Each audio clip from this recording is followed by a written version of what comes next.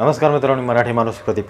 उद्धव ठाकरे मला असं वाटतं भाजपामधून फुटले, महाविकास आघाडीमध्ये गेले. महाविकास आघाडी म्हणजे राष्ट्रवादी काँग्रेससोबत गेले. उद्धव साहेब हे आपल्या बाळासाहेबांचे पुत्र आहेत, जे बाळासाहेब ज्यांनी हिंदूंचा कणा ताठ ठेवण्याचं काम, हिंदूंना स्वाभिमानानं जगण्याचं काम गेली 40-50 वर्ष त्यांच्या हयातीमध्ये काय राजकारण केलं तेवढ्यामध्ये केले असेल. स्वाभिमानी माणूस, हिंदूंसाठी झटणारा, जगभरामध्ये शिवसेना नावाची संघटना ज्या माणसानं पोहोचवली ते हिंदू हृदय सम्राट सन्माननीय बाळासाहेबांचे उद्धव साहेब हे पुत्र आहेत. त्यांचे इतके प्रखर आणि म्हणजे भाषणं पहा त्यांची जुनी, तुम्ही पाहिल्यानंतर प्रेमात पडाल आणि या सगळ्या गोष्टींची प्रश्नचिन्ह तुमच्यासमोर उभं राहील की उद्धव साहेब म्हणजे कसं काय व्यवस्थित, म्हणजे ते बाकीच्या विचारधारेला जाऊन मिळाले ते योग्य नाही असं अनेकांना वाटेल. ते तिकडे जाऊन बसले, मुख्यमंत्री झाले. ते परत ते एकनाथ शिंदे फुटून गेले. बाळासाहेबांची खरे विचार म्हणतात मी घेऊन गेलो. आणि मग या सगळ्या गोष्टी होत असताना उद्धव ठाकरे एका जाळ्यात सापडले. ते जाळं म्हणजे हिरव्या हिंदुत्वाचं. मी काय बोलतोय जरा व्यवस्थित ऐका, बारकाईनं ऐका. हिरवं हिंदुत्व. आता हिरवं हिंदुत्व म्हणजे तुम्ही म्हणाल काय नक्की, कसलं बाबा हे, काय बोलतोय हा नक्की? निश्चित तुम्हाला मी सांगतो. उद्धव ठाकरे 2019 पर्यंत भारतीय जनता पार्टी सोबत, मला असं वाटतंय त्यांच्या अलायन्समध्ये होते, त्यांच्यासोबत बसले होते. तेव्हा उद्धव ठाकरे हिंदू विषय बोलायचे.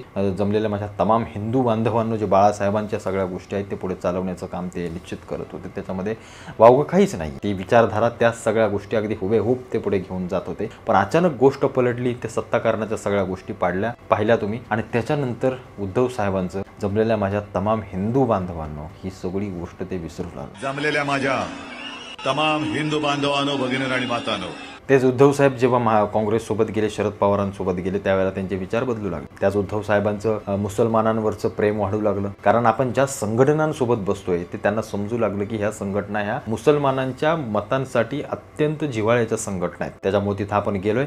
आपण एका अशा व्यक्तिमत्वातून आलोय जिथं बाळासाहेब एक कट्टर हिंदुत्ववादी, कट्टरता म्हणतोय, अत्यंत उजव्या विचारसरणीच्या, मला असं वाटतं एखाद्या संघटनेतून आपण इकडे आलोय. त्यांचे आपण पुत्र आहोत आणि त्या सगळ्या गोष्टी आपण मागे टाकून सोडून आपण इकडे आलोय. जे बाळासाहेब म्हटले होते की मला काँग्रेस सोबत जायचं नाही आणि मी जसं वेळ आली तर मी माझा पक्ष बंद करून टाकेन, माझं दुकान बंद करून टाकेन, हे म्हणणारे बाळासाहेब. ये मैं मेरी शिवसेना की कांग्रेस नहीं होना दूंगा, नहीं, कभी नहीं. और मुझे जब ये मालूम होगा कि हो रही है तो I will close my shop.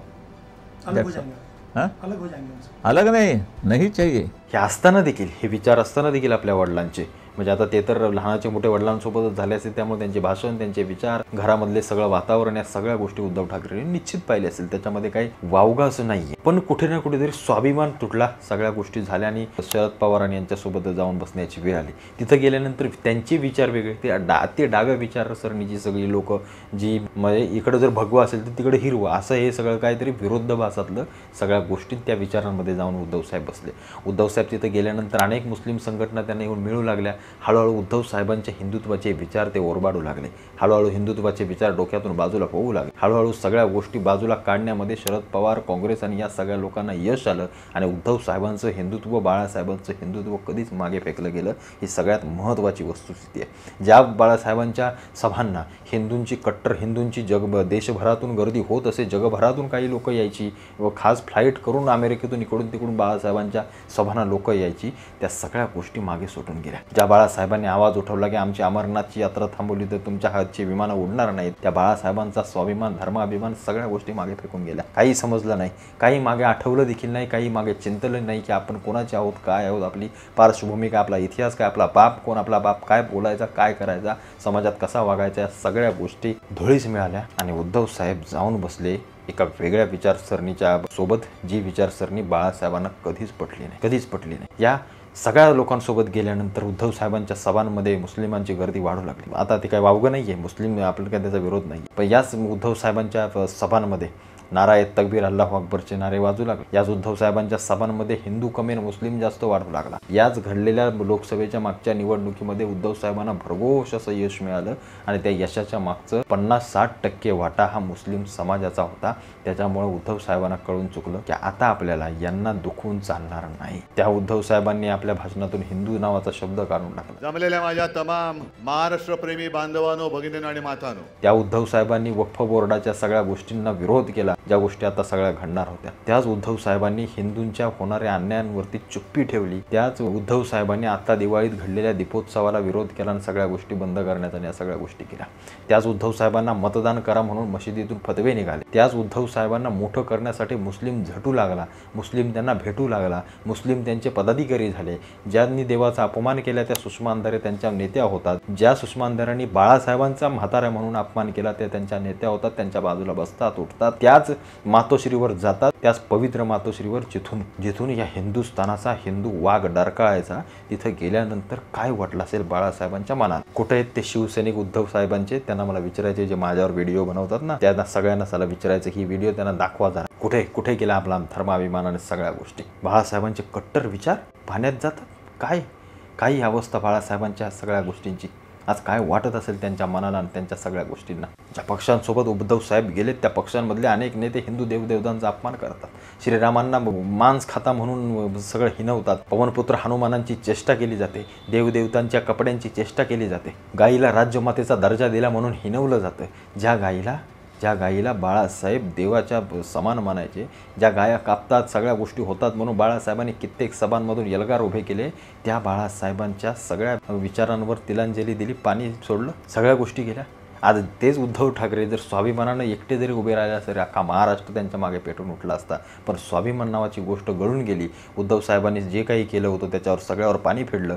वडिलांचं नाव हे वडिलांकडेच राहिलं. शिवसेना ही बाळासाहेबांसोबतच मिटून गेली असे अनेक लोक सांगू लागले.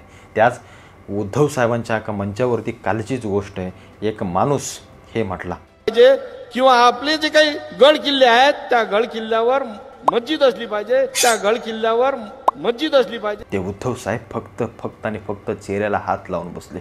ते फक्त आणि फक्त चेहऱ्याला हात लावून बसले. एक माणूस उठतो काय, छत्रपतींच्या गडांवरती आम्ही मस्जिद बांधू काय, असल्या वल्गना करतो काय. उद्धव ठाकरे फक्त हात लावून बसतात. काय विचार चालू असेल त्यांच्या मनात? काय बोलू याला? नाही बोलू शकत मी, माझं मतदान आहे. काय विचार नक्की चालला असेल? आज त्याच मंचावर बाळासाहेब असते तर तिथल्या तिथं आडवा घालून त्याला हसडला असता. या सगळ्या गोष्टी होत असताना उद्धव ठाकरेंचं हिरवं हिंदुत्व फक्त आणि फक्त शांत शांत आणि शांत, या सगळ्या गोष्टी घडत असताना उद्धव ठाकरेंनी स्वतःचं नाव संपवलं. उद्धव ठाकरेंनी स्वतःच्या वडिलांचं नाव संपवलं. उद्धव ठाकरेंनी स्वतःचा पक्ष, शिवसेना, संघटना, जी काही झंझावात या महाराष्ट्रामध्ये प्रबोधनकारांनी बाळासाहेबांच्या स्वरूपामध्ये उभा केला, तो सगळा मातीस धुळीस मिळाला. काय राहिलं? कुठे गेले ते श्रोते जे जमलेल्या माझ्या तमाम हिंदू बांधवांना म्हटल्यानंतर उसळून उभे राहत होते? आज त्याच ठिकाणी जाळीदार टोप्यांची सगळी लोक नाराए तकबीर अल्लाहू अकबरचे नारे देतात आणि उद्धव ठाकरे आमचे भाषणामध्ये सडेतोड म्हणतात मी भाषण केलं. विचार करा, अनेक जण शिवसैनिक तुमच्या आमच्यातले सगळे असतील, पण कुठेतरी ही अत्यंत मोठी चूक झाली एवढं मात्र नक्की.